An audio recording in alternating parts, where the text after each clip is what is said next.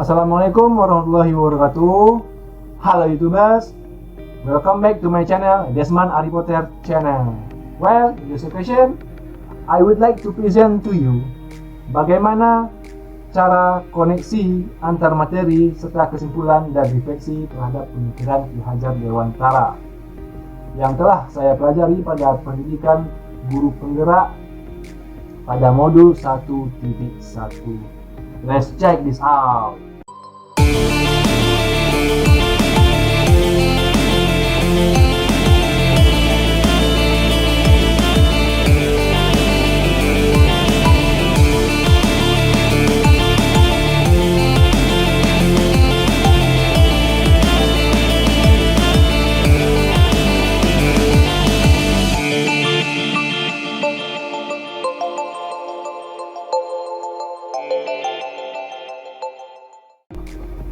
Assalamualaikum warahmatullahi wabarakatuh. Salam sejahtera. Saya Ari Desman, salah satu peserta pendidikan guru penggerak angkatan ketiga tahun 2021. Saya berasal dari SMA Negeri 1 Tambang, Kecamatan Tambang, Kabupaten Kampar, Provinsi Riau. Well, in this occasion, I would like to present to you about koneksi antara materi serta kesimpulan dan refleksi pemikiran Ki Hajar Dewantara yang telah kami pelajari pada pendidikan guru penggerak di modul 1.1. Koneksi antar materi, kesimpulan dan refleksi pemikiran Ki Hajar Dewantara bermula dari sintesis antar materi. Pendidikan merupakan hal yang harus memadukan antara kodrat alam dan kodrat zaman. Kodrat alam di sini merupakan hakikat antara interaksi manusia dengan alamnya sehingga menghasilkan sebuah kebudayaan dan akan menggiring pada kodrat zaman yang merupakan perubahan dari hasil interaksi manusia itu sendiri sesuai dengan azas yang sangat dikenal dengan trikon atau azas trikon: kontinuitas, konvergensi, dan konsentrik. Kontinuitas sendiri adalah pendidikan harus melakukan dialog atau dialog khusus tentang sejarah.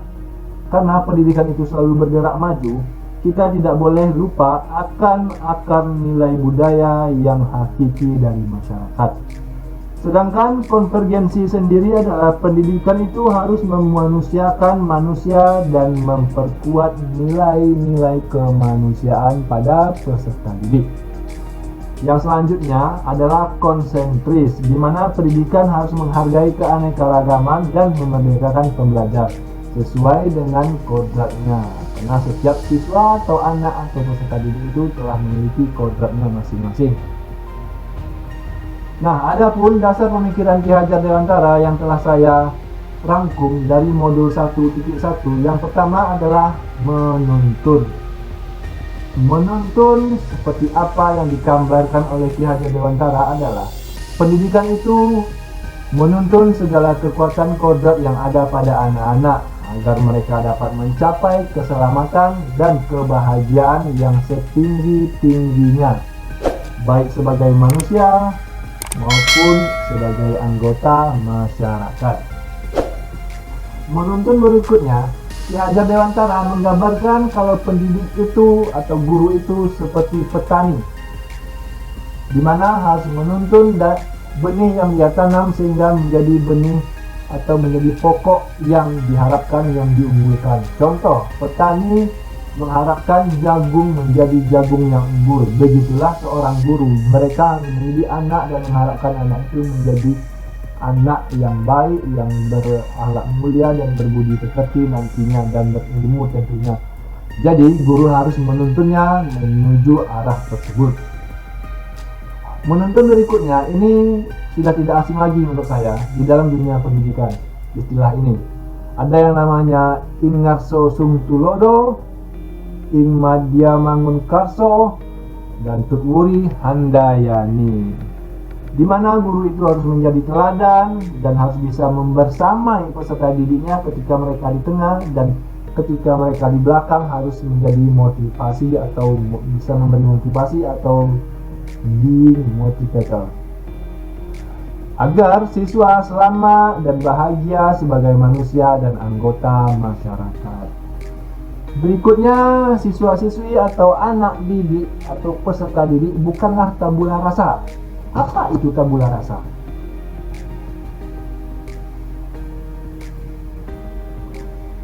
Berikutnya adalah anak-anak atau peserta didik bukanlah tabula rasa. What is that tabula rasa? Anak bukanlah kertas kosong yang bisa digambar sesuai keinginan orang dewasa atau kehendak orang dewasa. Karena anak tersebut telah memiliki yang namanya kodrat zaman dan kodrat alam, dan kita tidak bisa merubahnya sesuai kehendak kita. Kita cuma bisa mengarahkan, atau kita sebagai pendidik atau guru hanya bisa mengarahkannya ke arah yang sesuai dengan kodrat tersebut. Selanjutnya, kodrat anak. Nah, manusia merdeka adalah manusia yang hidupnya lahir atau batinnya tidak tergantung kepada orang lain, akan tetapi bersandar atas kemauan dan kekuatannya sendiri. Adapun menurut Ki Hajar Dewantara, kodrat anak itu terdiri dari 3. Yang pertama, merdeka lahir, merdeka batin, dan bermain. Merdeka lahir di sini anak-anak memperoleh pendidikan, dan merdeka batin anak-anak memperoleh pengajaran, dan yang ketiga bisa bermain sesuai dengan umurnya dan kodratnya. Selanjutnya, pendidikan menurut Ki Hajar Dewantara itu harus berpihak kepada anak, bebas dari segala ikatan, dengan suci hati, mendekati sang anak bukan untuk meminta sesuatu hak, melainkan untuk berhamba kepada sang anak. Intinya, pendidikan harus terletak di dalam pangkuan ibu dan bapak, karena hanya 2 orang inilah yang dapat berhamba pada sang anak dengan semurni-murninya dan seikhlas-ikhlasnya, sebab cinta kasih seorang ibu dan seorang bapak kepada anak-anaknya boleh dibilang cinta kasih yang tak terbatas. Selanjutnya, budi pekerti. Budi dan pekerti, 2 kata ini sangat luar biasa. Budi pekerti, watak, karakter adalah bersatunya paduan harmonis antara gerak pikiran, perasaan, dan kehendak atau kemauan sehingga menimbulkan tenaga dan kemauan. Menurut Ki Hajar Dewantara, untuk mencapai budi ini, peserta didik itu harus bisa mengolah yang namanya cita, rasa, dan kasa. Mengolah cita atau mengolah pikiran, mengolah rasa atau mengasah perasaan, dan mengolah kasa atau mengasah kemauan. Maka ketika ketiga ini telah terbentuk, akan mencapai yang namanya budi. Namun dipekerti, peserta didik harus bisa mengolah yang namanya raga atau olahraga, di mana akan menghasilkan tenaga yang akan membentuk dan menjadi pekerti. Namun ketika budi pekerti telah terbentuk, disitulah yang namanya pendidikan yang holistik atau pendidikan yang seimbang terbentuk menurut Ki Hajar Dewantara. Itulah beberapa filosofi pemikiran Ki Hajar Dewantara yang saya tangkap dari modul 1.1. Nah, berikutnya ada pertanyaan panduan yang dituliskan oleh fasilitator kami di modul 1.1. Yang pertama adalah, apa yang saya percaya tentang murid dan pembelajaran di kelas sebelum saya mempelajari modul 1.1. Menurut saya, sebelum saya mempelajari modul 1 ini, saya percaya bahwa sekolah merupakan pusat dari pendidikan, dan gurulah yang merupakan pengaruh terbesar dalam kehidupan pendidikan. Siswa-siswi akan belajar jika kita sebagai guru memaksakan pembelajaran. Saya sebagai guru berfokus pada tuntutan kurikulum, sehingga mengabaikan kompetensi dan minat siswa-siswi yang seharusnya berpihak kepada siswa-siswi tersebut, sehingga membuat pembelajaran berjalan hanya satu arah dan tidak menyenangkan bagi siswa-siswi. Pertanyaan yang kedua, apa yang saya rubah dari pemikiran dan perilaku setelah saya mempelajari modul ini? Saya mulai merubah cara mengajar saya yang pertama. Itulah yang saya lakukan. Saya mulai merubahnya menjadi berfokus atau berpusat kepada siswa-siswi yang dulunya hanya berpusat kepada saya sendiri sebagai guru. Saya paham bahwa siswa-siswi memiliki kodrat alam dan kodrat zaman sehingga harus tetap berorientasi kepada siswa-siswi.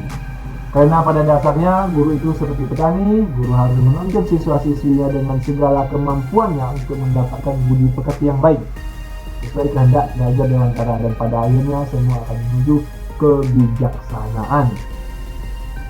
Yang terakhir, atau pertanyaan yang terakhir, apa yang bisa segera saya terapkan lebih baik agar kelas saya mencerminkan pemikiran Ki Hajar Dewantara? Untuk mewujudkan pendidikan berdasarkan pemikiran Ki Hajar saat ini sangatlah susah. Mengingat pada kondisi pandemi saat ini, di mana sekolah melaksanakan sistem pembelajaran daring. Namun sebagai pendidik, saya harus berupaya menerapkannya, seperti saya memanfaatkan hobi dan sifat dari generasi alfa. Generasi alfa adalah peserta didik yang lahir atau hidup di era digital saat ini. Yakni siswa-siswi tersebut suka menunjukkan hal yang dia gemari dan mempostingnya di sosial media, such as Instagram, Facebook, Twitter, TikTok, and then YouTube, and then many so on.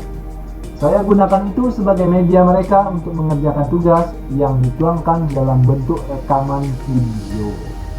Menurut saya, dengan cara itu, saya telah menerapkan pemikiran Ki Hajar Dewantara, yakni menuntun merdeka belajar dan bukan tabula rasa. Dan itu menghamba kepada anak sehingga berharap nantinya terbentuk yang namanya budi pekerti seperti yang diharapkan oleh Ki Hajar Dewantara. Well, itulah pemaparan saya tentang koneksi antar materi serta kesimpulan dan refleksi pemikiran Ki Hajar Dewantara. If you have any questions, you can find me at my email, my Instagram, my Twitter, my WhatsApp, and then my YouTube channel. Okay? Thank you for your attention and thank you for watching. And the last I say Assalamualaikum warahmatullahi wabarakatuh. Salam sejahtera, salam guru penggerak.